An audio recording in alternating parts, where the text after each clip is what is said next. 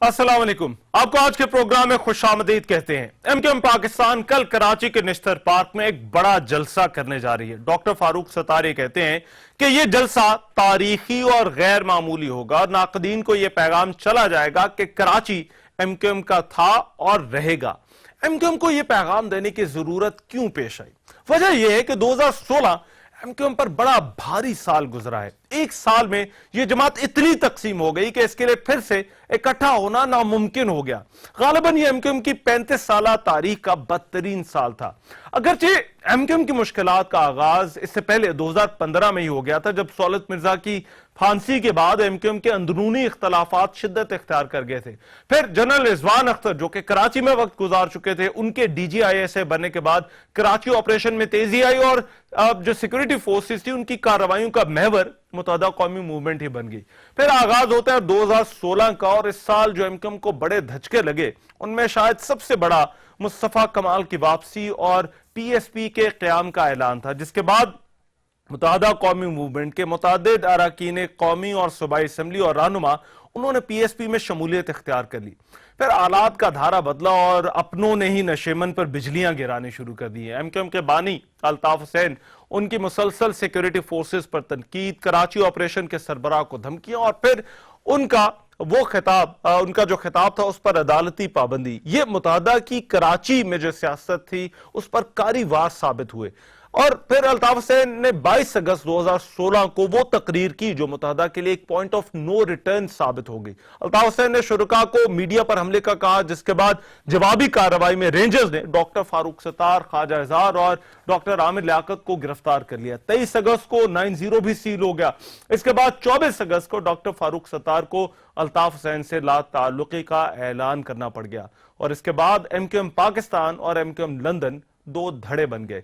इसके बाद 21 सितंबर को एमक्यूएम पाकिस्तान ने सिंध असेंबली में अपने ही बानी अल्ताफ हुसैन के खिलाफ आर्टिकल 6 के तहत न सिर्फ कार्रवाई का मुतालबा किया बल्कि यह करारदाद भारी अक्सरियत से मंजूर भी करवाई। इन तमाम हालात और वाकयात ने एमक्यूएम की तंजीम, एमक्यूएम की सियासत और इसकी हैयत को बिल्कुल बदल कर रख दिया है और इसके रास्ते में अभी भी कुछ और बड़ी मुश्किलात है। एक तो बड़ी गिरफ्तारियां जो 2016 में एमक्यूएम के रहनुमाओं की हुई, इनमें वसीम अख्तर, रऊफ सिद्दीकी, ख्वाजा इजहार, आमिर खान, कैफुल वरा और कमर मंसूर शामिल थे। मुख्तलिफ मौकों पर इनको गिरफ्तार किया गया। फिर सानिया बल्दिया के केस इस पार्टी के लिए एक बहुत बड़ी मुश्किल है, जिसमें अब्दुर्रहमान और भोला को गिरफ्तार किया गया, उसे पाकिस्तान वापस लाया गया और अभी भी इसके बड़े रहनुमाओं के नाम उसमें शामिल है। एक और बड़ी मुश्किल एमक्यूएम के लिए ज़िमनी इंतखाबात में शिकस्त थी 2016 में। PS127 का जो इंतखाब एमक्यूएम का अपना ही हल्का माना जाता था, वहां पर एमक्यूएम को बदतरीन शिकस्त का सामना करना पड़ा। मगर इस सब के बीच एक सिल्वर लाइनिंग भी थी और वो थी कि एमक्यूएम ने बल्दियाती इंतखाबात में जो पहले कामयाबी हासिल की थी, बिलाखिर वसीम अख्तर जो है वो मेयर बन गया और अब पहले वो गिरफ्तार भी थे, उसके बाद वो रिहा भी हो गए। मगर सवाल अभी भी वही है और वो कल के जलसे के तनाजुर में है कि एमक्यूएम की सियासत और कराची की सियासत, क्या कराची अब भी एमक्यूएम का है? मेरे साथ जो लोग मौजूद हैं उनका मैं तारुफ करा दूं। हमारे साथ air marshal retired Shahid Latif साहब इस्लामाबाद से लिंक के जरिए हमें ज्वाइन कर रहे हैं, दिफाई तज्जियाकार हैं। शाहिद लतीफ साहब, बहुत शुक्रिया सर, आपने हमारे लिए वक्त निकाला। ख्वाजा इजहारुल हसन साहब अपोजिशन लीडर हैं, सिंध असेंबली में एमक्यूएम के बड़े सीनियर रहनुमा है, निश्तर पार्क से वो हमारे साथ मौजूद हैं। ख्वाजा साहब, आपका भी बहुत शुक्रिया। मैं शाहिद लतीफ साहब आपसे जरा गुफ्तगू का आगाज करूंगा। जब हम एमक्यूएम की बात करते हैं और 2016 की बात करते हैं, क्या आपको लगता है एमक्यूएम कराची ऑपरेशन कितनी बदल गई है एमक्यूएम आपकी नजर में? देखिए, कराची ऑपरेशन जो है वो हमें मालूम है कि जब से वो 90 में ये मामलात शुरू हुए उसके बाद बहुत शोर शराबा हुआ और एमक्यूएम की तरफ से ये आवाज़ें उठाई गई कि जी हमें दीवार से लगाने की कोशिश की जा रही है, माजी के किस्से दोहराए गए, बहुत कुछ कहा गया, बहुत सारे लोगों को पकड़ा और यूं ये मामला जो है जब से इनके ख़िलाफ़ कार्रवाई शुरू हुई तब से हम देखते रहे। फिर दरमियान में हमने देखा कि ख़ासकर जो एमक्यूएम के लीडर हैं उनकी तरफ से जो बयानबाजी हुई और कि जी पाकिस्तान मुर्दाबाद के ये इसके अलावा है कि वक्तन फ़वक्तन वो फ़ौज के ख़िलाफ़ बयानात देते रहे और जो किस्सा ہندوستان میں ان کی سپیچ ہے وہ پرانی وہ بھی ہماری یادداشت کا حصہ ہے.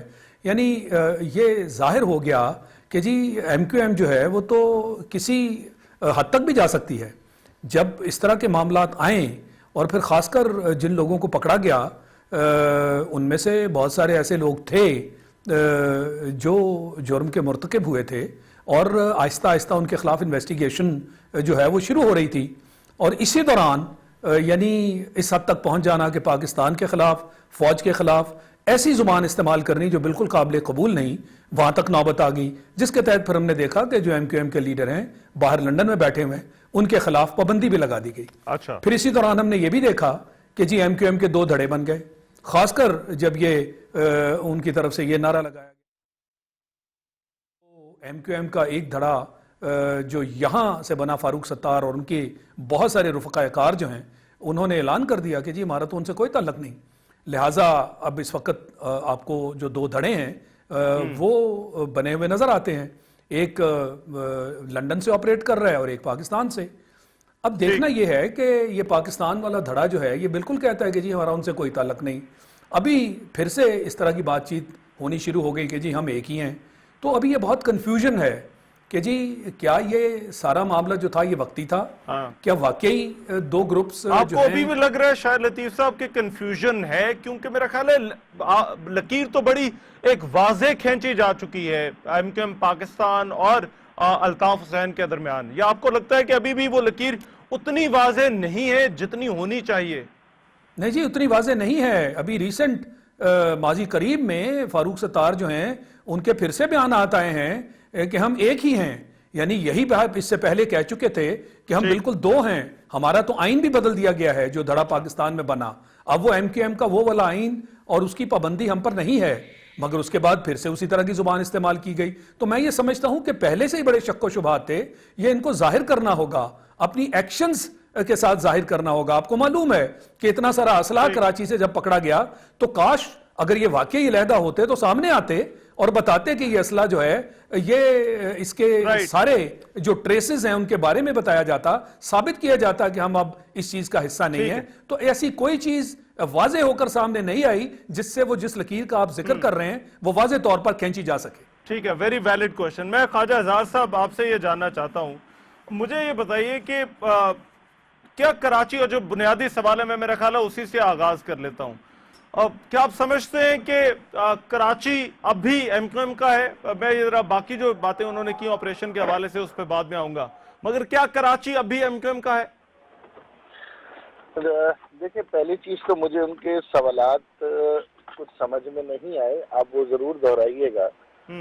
جہاں تک بات ہے کہ کراچی ایم کیو ایم کا ہے تو کراچی ایم کیو ایم کا ماضی میں بھی یہ سوالات آپ کو یاد ہوگا اٹھائے جاتے رہے ہیں. 22 اگست سے قبل بھی یہ سوالات اٹھائے جاتے رہے ہیں. ایک بات کراچی کے لیے یا سندھ کے لیے یہ سمجھنے کی ضرورت ہے ان تمام میرے معزز مہمانوں کو جو سندھ کی ڈائنامکس کو نہیں سمجھتے, جو کراچی کی ڈائنامکس کو نہیں سمجھتے, جس طریقے سے پورے پاکستان میں تمام مکتبہ فکر والے ایک متحد ہو کر اپنی آئیڈیالوجی کو ووٹ دیتے ہیں, تو کراچی میں بھی کوئی علیحدہ سے انتخاب نہیں ہوتا ہے. یہاں پر مہاجروں کی ایک بہت بڑی تعداد سندھ کے اندر رہتی ہے اور ایک مہاجر لیڈرشپ, مہاجر مینڈیٹ موجود ہے. اردو بولنے والے اپنی ہی صفوں کے اندر سے اپنے ایم پی ایم این اے چنتے ہیں اور ان کو ووٹ دیتے ہیں. یہ ضرور ہے کہ 22 کے بعد تھوڑا سا طریقہ سیاست مختلف ضرور ہے, لیکن نہ لوگ بدلے ہیں, نہ ان کے انداز بدلے ہیں, نہ ان کی زبان بدلی ہے, نہ ان کی محرومیاں بدلی ہیں, نہ ان کے مطالبے بدلے ہیں. تو یہ ذہن میں رکھنے کی ضرورت ہے کہ سندھ میں 2 بڑی جماعتیں یا 2 بڑے طبقے موجود ہیں.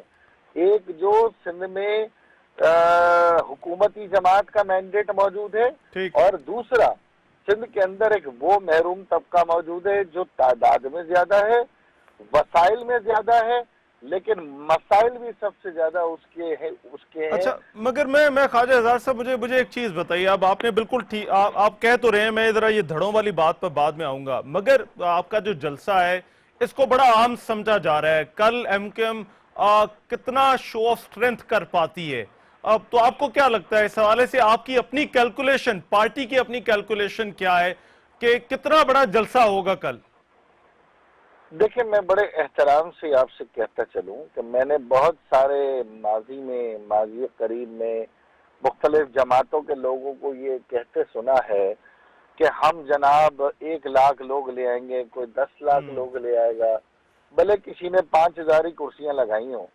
लेकिन हम आपसे ये कहना चाहते हैं कि ये 23 अगस्त के बाद हमारा पहला पब्लिक अपीयरेंस होगा। अच्छा। पहला भरपूर पब्लिक अपीयरेंस होगा जी किसी बड़ी वाज़े तारीखी जगह पे ऊपर हम करने जा रहे हैं, और आपको हम ये गारंटी देते हैं यहाँ से आप 2017 का जो लाइन ऑफ एक्शन है सिंध की सियासत का, सिंध की डायनेमिक्स का, आपको उसको अंदाजा हो जाएगा, और आपको ये भी पता चलेगा कि जो हमारा मकसद था, जिस मकसद के साथ हम पाकिस्तानियत के लिए पाकिस्तान के साथ खड़े थे, जो हमने इतनी तकलीफ उठाई या इतने बड़े फैसले किए, उस पे अवाम का कॉन्फिडेंस कितना हमारे साथ है, ये आपने तय करना। ठीक है, राइट। चले मैं अब जरा वो ऑपरेशन से जुड़े सवालात और फिर उसने एमक्यूएम पर कितना फर्क डाला है उस पर हम बात करेंगे। शाहिद लतीफ साहब और ख्वाजा अज़हरुल हसन साहब हमारे साथ मौजूद है। इस ब्रेक के बाद वापस आते हैं।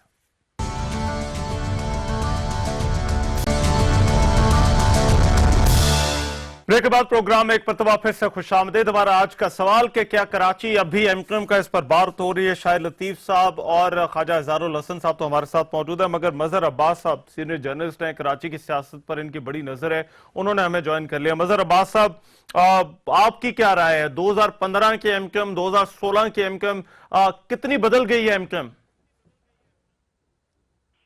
2015 की एमक्यूएम मुत्तहिद थी और 2015 की एमक्यूएम मुत्तहिद नहीं है, तकसीम है 16 की। और तकसीम भी मेरा ख्याल है 2016 जो है वो एमक्यूएम के लिए सबसे बदतरीन साल रहा है। और गो के माजी में एमक्यूएम के खिलाफ ऑपरेशन होते रहे हैं, लेकिन एमक्यूएम तकसीम नहीं हुई। अच्छा। जब एमक्यूएम हकीकी बनी थी उस वक्त भी एमक्यूएम की तकसीम जो है वो निचली सतह तक नहीं गई थी। लेकिन इस वक्त जो सूरत हाल नजर आ रही है वो एमक्यूएम के लिए परेशान कुन है। सबसे पहले पिछले साल इसी साल जो जिस मार्च के महीने में 2016 में पाक सरजमीन पार्टी का क़याम अमल में आया, और उससे पहले ही ये चीजें इत्तलात आ रही थी कि बहुत से लोग एमक्यूएम 2013 के बाद छोड़ गए हैं, नाराज हैं। उनमें बहुत करीबी लोग थे जिनके बाद में नाम आए, जिनमें अनीस फैम खानी, मुस्तफ़ा कमाल, अनीस एडवोकेट, रजा हारून, ये सारे लोग थे। और जिस अंदाज में उन्होंने आके पाक सरजमीन पार्टी बनाई, उसका सारा टारगेट नजर आया कि अल्ताफ हुसैन की ज़ात थी, और अल्ताफ हुसैन ये सारे इल्जामात रखे और फिर ये पटी। उसके बाद भी एमक्यूएम संभलती हुई नजर आती है हमें अगस्त तक, जब अगस्त में उन जो अल्ताफ हुसैन साहब की तकरीर के बाद एमक्यूएम पाकिस्तान ने अलग कर लिया एमक्यूएम लंदन से। और ये जो सारी सूरत हाल है, तो प्रैक्टिकली अगर 2016 हम देखें तो एक तरफ एमक्यूएम मुकदमात थे, बड़े संगीन मुकदमात रहे हैं, अभी भी बहुत से मुकदमात हैं जिसमें बल्दिया फैक्ट्री का अच्छा मुकदमा है। ठीक है मजहर साहब, जरा एक मिनट दीजिएगा। ख्वाजा आजाद साहब, मजहर साहब की गुफ्तगू आपने सुनी, ये पीएसपी वाला फैक्टर कितना आम है? क्योंकि एक तो मजहर साहब ने भी जो नुक्ता उठाया कि वो तो था ही था, मगर ये भी कहा जा रहा है क्योंकि पीएसपी के भी जलसे हैं तो उधर से भी कोई प्रेशर है आप लोगों पर कि आपको साबित करना पड़ा है कि नहीं हमारी भी स्ट्रेंथ है, एमक्यूएम पाकिस्तान भी अभी उस वक्त मुहाजिर वोट बैंक में उतनी रेलिवेंट है।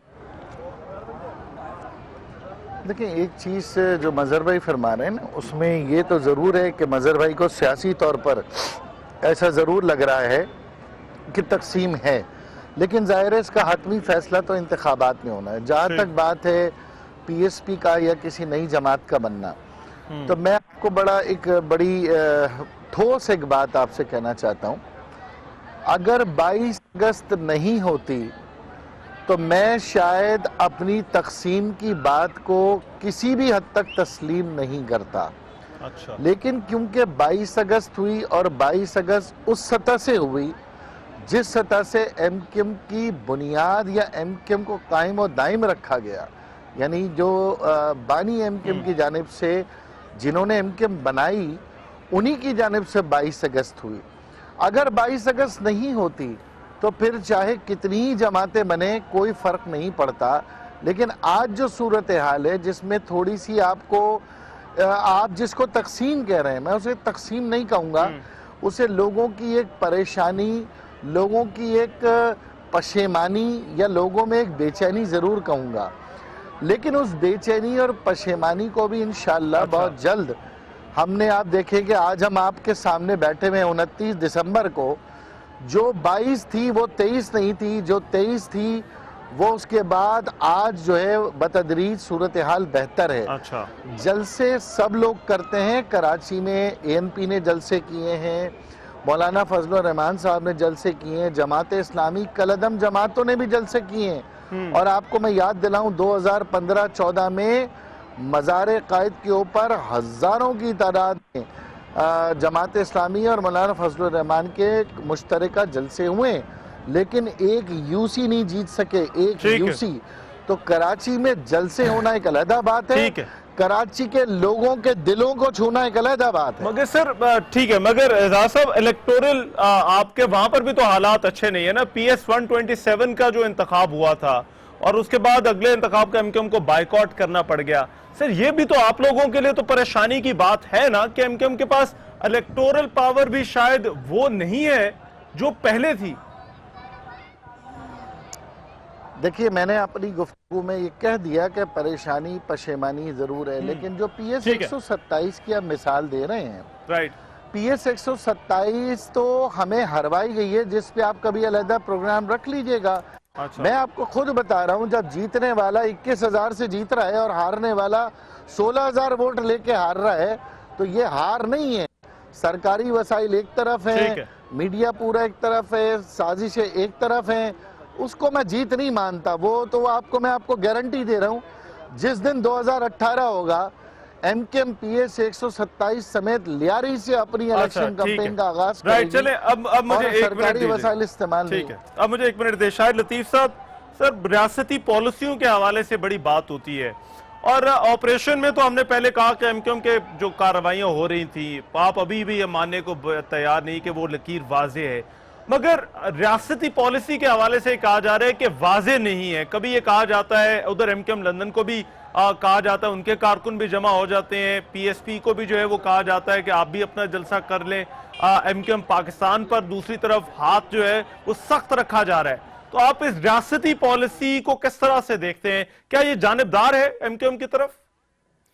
دیکھیں، پہلی بات تو یہ کہ ابھی یہ جو اظہار صاحب کہہ رہے تھے کہ تقسیم نہیں ہے، میں یہ سمجھنے سے قاصر ہوں کہ تقسیم کیسے نہیں ہے. یعنی زمین پر جو حقیقت نظر آ رہی ہے، اور خود کہہ بھی دیا گیا کہ یہ 3 گروپ جو ہیں یہ اپنی حیثیت میں مختلف نہیں ہیں.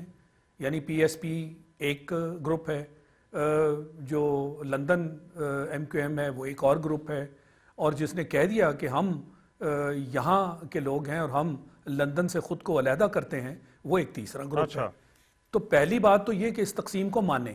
اگر اس تقسیم کو اگر نہیں مانتے آپ، تو پھر تو وہ جس لکیر کی آپ بات کر رہے ہیں اس میں تو کنفیوژن آپ نے پھر خود پیدا کر دی. تو اس وقت ایک تو یہ چیز جو ہے یہ کلیئر کرنے والی ہے. اب جو آپ ریاستی پالیسی کی بات کر رہے ہیں، دیکھیں یہ ہمیشہ سے یہی بات چیت ہو رہی ہے کہ جی ہمارے خلاف خاص کر اسٹیبلشمنٹ کا نام لیا جاتا ہے کہ جی MQM کے خلاف، اور یوں ہمیں ہمیشہ دیوار سے لگایا جاتا ہے اور اس طرح کی بات چیت. یہ تو بات ہم تب مانیں کہ MQM کے آپریشنز جب MQM کے خلاف شروع ہوئے کراچی میں، تو کیا اس کے بعد PPP کے خلاف آپریشنز نہیں ہوئے؟ اس کی تو حکومت ہے وہاں پر. اچھا، اور بجائے باوجود اس کے کہ ان کی حکومت ہے، تو ان کے خلاف آپریشنز کی انٹینسٹی آپ دیکھ لیں، کیا وہ اسی لیول کے یا شاید اس سے بھی بڑھ کے کیا نہیں تھے؟ اور ان کو بھی اسی طرح پھر شکایت ہوئی، اس سے پہلے نہیں تھی. تو پھر ہم کیا یہ نہ مانیں کہ ریاست کو اس وقت بلیم کیا جاتا ہے جب آپ کے مفادات پر ضرب لگے، اور اگر آپ کے علاوہ کسی دوسری پارٹی پر ضرب لگ رہی ہو، جیسے حکومتی پارٹی اس وقت PPP بالکل نہیں بول رہی تھی جب MQM کے خلاف آپریشنز ہو رہے تھے، اور آج اور جو ہی آپریشنز ان کے خلاف شروع ہوئے، پھر آپ کو معلوم ہے زرداری صاحب کی زبان کیا تھی. اگر ویری کوئکلی میں اس کا رسپانس لوں گا، مگر میں مظہر صاحب آپ کی رائے چاہتا ہوں اس سے پہلے کہ ہم بریک پر جائیں. آپ کو کیا لگتا ہے MQM جو سٹیج پر ہے، کیا اس سے ریکوری ممکن ہے ایم کیو ایم کے لیے؟ جو آپ نے کہا کہ نقصان ہوا ہے 2015 میں ایم کیو ایم کو، کیا آپ کو لگتا ہے کہ 2016 میں جو نقصان ہوا ہے تو اس سے ایم کیو ایم ریکور کر سکتی ہے؟ دیکھیے یہی سب سے بڑا ایم کیو ایم لندن جو ہے اس کی سب سے زیادہ جو اس کو پریشانی ہے وہ ایم کیو ایم پاکستان سے ہی ہے. اس کی وجہ یہ ہے کہ ایم کیو ایم پاکستان نے وہ اونرشپ جو ہے وہ ان سے لے لی ہے، اور ظاہر الیکشن کمیشن میں بھی وہی رجسٹرڈ ہیں، اور اس وقت تک ان میں اس طریقے سے کم سرفیس پہ وہ رفٹ نہیں آئی ہے جو رفٹ ایکسپیکٹڈ تھی کہ جی اتنے سارے لوگ ریزائن کر جائیں گے. آگے چل کے اگر ایسا ہوتا ہے تو الگ بات ہے، لیکن ایم کیو ایم پاکستان کے لیے سب سے بڑا چیلنج یہ ہے کہ کیا تنظیمی طور پہ تو وہ بظاہر متحد نظر آتے ہیں، لیکن کیا ووٹر کی سطح پہ ووٹر ان پہ ریلائے کرے گا نہیں کرے گا، کیا ووٹر نکل کر ان کو ہی ووٹ دے گا نہیں دے گا. اس لحاظ سے یہ جو جلسہ ہے یہ ایم کیو ایم پاکستان کے لیے ایک ٹرننگ پوائنٹ ہے کہ جلسہ کتنا بڑا ہوتا ہے، کتنی موٹیویشن اس میں نظر آتی ہے، کتنا زیادہ متحرک نظر آتی ہے ایم کیو ایم، اور کیا اس کے اندر آنے والے جلسے میں جو لوگ ہیں وہ کسی کنفیوژن کا شکار نظر آتے ہیں یا مجبوری کا شکار نظر آتے ہیں یا پریشان ہیں. یہ ساری چیزیں آپ کو ریفلیکٹ کریں گی. دوسری طرف ایم کیو ایم لندن کے جو ورکرز ہیں، ہم دیکھ رہے ہیں کہ وال چاکنگ ہو رہی ہے کسی جگہ کیمپ میں ایم کیو ایم پاکستان اور ایم کیو ایم لندن کے آمنے سامنے. تو آپ نے یہ نہیں دیکھا ہوگا کہ ایم کیو ایم لندن نے پاک سرزمین پارٹی کے سامنے آ کے کوئی اس طرح کا مظاہرہ کیا ہو، یا پاک سرزمین پارٹی کے ورکر اور ایم کیو ایم لندن کے ورکر آمنے سامنے ہوں. آپ دیکھیں تو آپ کو مسلسل یہی خبریں آئیں گی کہ ایم کیو ایم پاکستان کو زیادہ ٹارگٹ کیا جا رہا ہے. ٹھیک ہے مظہر صاحب، بہت شکریہ آپ کے وقت کا. مظہر عباس صاحب ہمارے ساتھ موجود تھے، خواجہ اظہار الحسن صاحب اور شاہد لطیف صاحب ہمارے ساتھ موجود ہیں. اس بریک کے بعد واپس آتے ہیں.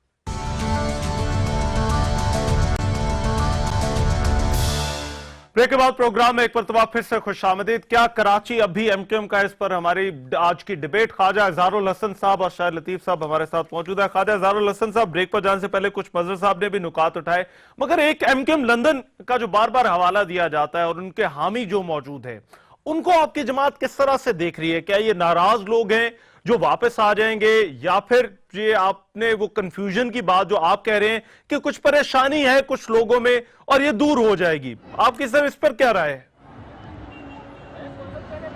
دیکھیں، جو بات ہم بار بار کہتے ہیں وہ یہی ہے کہ ایم کیو ایم ایک تھی، ایک ہے اور ایک ہی رہے گی.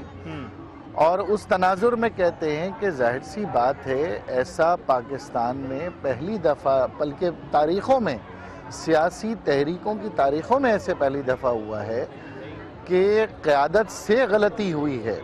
اور نہ صرف غلطی ہوئی ہے یا اس کے بعد بار بار وہ غلطی جس طریقے سے ریاست میں اس غلطی کو ایکسیپٹ نہیں کیا گیا، اور پھر اس غلطی کے اوپر ابھی کوئی پروسیڈنگ بھی نہیں ہے.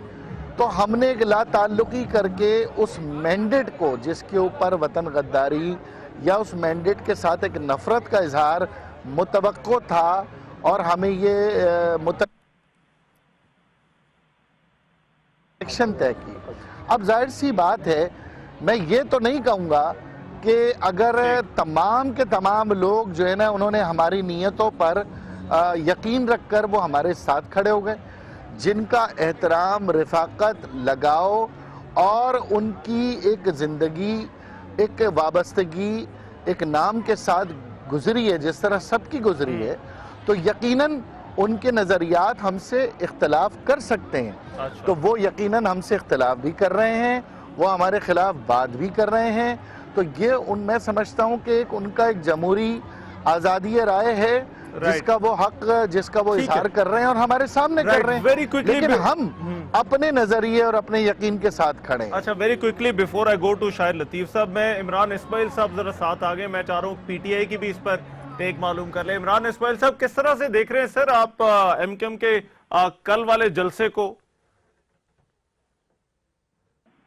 حالات فرق ہے. کراچی میں ایم کیو ایم جو ہے وہ اسکیٹرڈ ہو گئی ہے، ٹوٹ گئی ہے، اور ان کی اسٹرینتھ بھی پہلے والی نہیں رہی، ان کے پاس ورکر اسٹرینتھ بھی پہلے والی نہیں ہے. اچھا، تو اس وقت کافی بھاگ دوڑ کر تو رہے ہیں لوگ، لیکن کل پتہ لگے گا کس طرح کا جلسہ کریں گے. گراؤنڈ کے جو انہوں نے گراؤنڈ چوز کیا ہے وہ گراؤنڈ بھی اتنا بڑا نہیں ہے जो एमक्यूएम जिस तरह जैसे कराची में करती रही है, बड़े बड़े ग्राउंडों के अंदर बहुत बड़े बड़े इज्तिमा, लेकिन अब ये टेस्ट होगा, देखें क्या होता है। लेकिन आज मैंने जो खान साहब आए हुए कराची, आपको जैसे पता, उनके साथ जो हमने चक्कर लगाए, जैसे सेंट्रल भी हम गए, हमारे दफ्तर के इफ्तिताह था, हम कुरंगी लांडी की तरफ भी गए, तो मैंने जो इनके कैंपों की हालत देखी है, उससे मुझे लगता है कि ये शायद मुश्किल होगा इनके लिए ज्यादा करना। इनके कैंप बंद थे, गिरे हुए थे, और कोई खास रिएक्शन था नहीं पब्लिक। अच्छा ठीक है, मैं इमरान इस्माइल साहब बहुत शुक्रिया। ख्वाजा इज़हारुल हसन साहब आपने सुन ली होगी, बाद में आऊंगा जरा आपसे रिस्पॉन्स लूंगा, मगर पहले शायद लतीफ साहब सर ऑपरेशन के हवाले से 2016 भी अब गुजर गया, मैं ऑपरेशन के हवाले से एक चीज आपसे जानना चाहता हूं,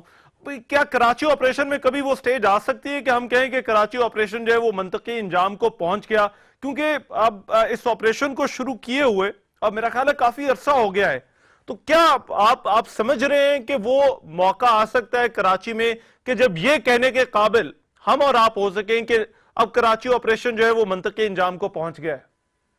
देखिए, इसका दारोमदार हुकूमत वक्त पर है ना। इस ऑपरेशन में सिर्फ रेंजर्स या इस्टेब्लिशमेंट को शामिल करना और कहना कि सारा दारोमदार उन पर है, ये तो गलत बात है। हमने नेशनल एक्शन प्लान किस लिए बनाया था? हमने नेक्टा की बात किस लिए की थी? अच्छा। वो इसीलिए की थी ना कि जो इस्टेब्लिशमेंट और जो रेंजर्स हैं वो अपना काम करेंगे, मगर इसके साथ साथ आपको अब सिविल एडमिनिस्ट्रेशन और जो आपकी गवर्नेंस है उसका सहारा चाहिए। और अगर वो काम नहीं हो पाता और इतना बड़ा खला रह जाता है तो फिर लाजमी चीज है, एक तो ये कि हमारा जो वक्त है वो जाया होगा, दूसरा ये कि आपको रेंजर्स, जैसे आप देख लीजिए कि मिलिट्री कोर्ट्स की बात शुरू हो गई, ये 2 साल जो थे वो इसीलिए दिए गए थे ना कि पैरेलल में हम अपने कोर्ट्स की जो है वो रिफॉर्म्स करें, इस्लाहात करें, ताकि 2 साल बाद ये कोर्ट्स अपनी जिम्मेदारी निभाने के काबिल हो जाएं।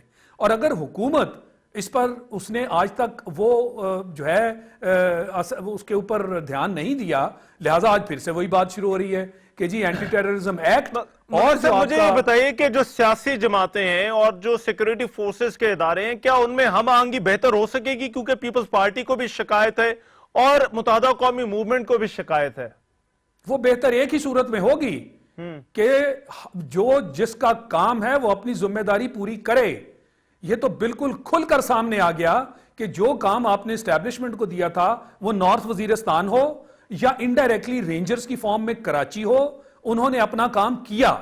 अच्छा। और अगर ये काम अब जिनके जो बाकी जिम्मेदारियां हैं, हमारी सियासी पार्टियां जिसको आप कहते हैं और जिसको हुकूमत कहते हैं, वो हमारी सियासी हुकूमत है, अगर वो अपना काम नहीं करती और इस तरह कौमी सलामती जो है उस पर एक धब्बा रहता है, एक सवालिया निशान रहता है, तो जिनकी जिम्मेदारी है कौमी सलामती, उंगलियां उनकी तरफ उठेंगी, तो बताइए ये हम आंगी कहां से होगी? ख्वाजा इज़हार साहब, 2017 एक तो मेरा ख्याल है जो इमरान इस्माइल साहब ने भी कहा कि आप पे बड़ा मुश्किल है और बड़ा चैलेंज है, एक तो उसको रिस्पॉन्ड कर दिए, दूसरा 2017, चलें 2016 तो हम बात करें, बड़ा मुश्किल साल आपके लिए रहा, 2017 को एमक्यूएम के लिए किस तरह से आप देख रहे हैं, कैसा साल होगा? पहली चीज़ तो मैं इमरान भाई के तमाम अल्फाज चाहता हूँ कराची वाले सुने, कराची वाले इनके इन अल्फाजों का 30 तारीख को अपने जोश और जज्बात के साथ जवाब दें, जलसे में शिरकत करें। दूसरा, इमरान भाई को मैं ये भी याद दिलाता हूँ कि अभी 6 सितंबर को आपने पाकिस्तान जिंदाबाद रैली की थी, आपने नश्तर पार्क 25% नहीं भरा था। मैं आपको ये गारंटी देता हूँ, आप पाकिस्तान की दूसरी तीसरी पता नहीं कितनी बड़ी जमात हैं जो मुल्क में तब्दीली ला रही है, मैं आपको ये जब इतनी कमज़ोर सी एमक्यूएम जिसको आपने अंडर एस्टिमेट किया है, मैंने हमारी जमात न सिर्फ नश्तर पार्क भरेगी, नश्तर पार्क के बाहर से एमक्यूएम शुरू होगी। इमरान भाई को मैं दावत देता हूँ वो 30 दिसंबर को आएँ और नश्तर पार्क को अपने जलसे को 6 सितंबर के जलसे से कंपेयर करें। दूसरी बात, 2017 इंशाअल्लाह ताला अल्लाह ताला हमेशा मेहनत करने वालों के साथ है, मुहिब्बे वतन लोगों के साथ है। हमारी लगन हमारे शहर के लिए, हमारे लोगों के लिए, उनकी खिदमत के लिए हम वक्फ करेंगे और 2017 आपको 2018 की डायनेमिक्स बताएगा। ठीक है, बहुत शुक्रिया ख्वाजा इज़हारुल हसन साहब, शाहिद लतीफ साहब, आपका बहुत शुक्रिया। बहरहाल ये एमक्यूएम के लिए एक बड़ा चैलेंज है, देखिए एमक्यूएम कल कैसा शो करती है कराची के अंदर। आज के प्रोग्राम से इतना ही, मेजबान रहमान को इजाजत दीजिए, अल्लाह ने के बाद।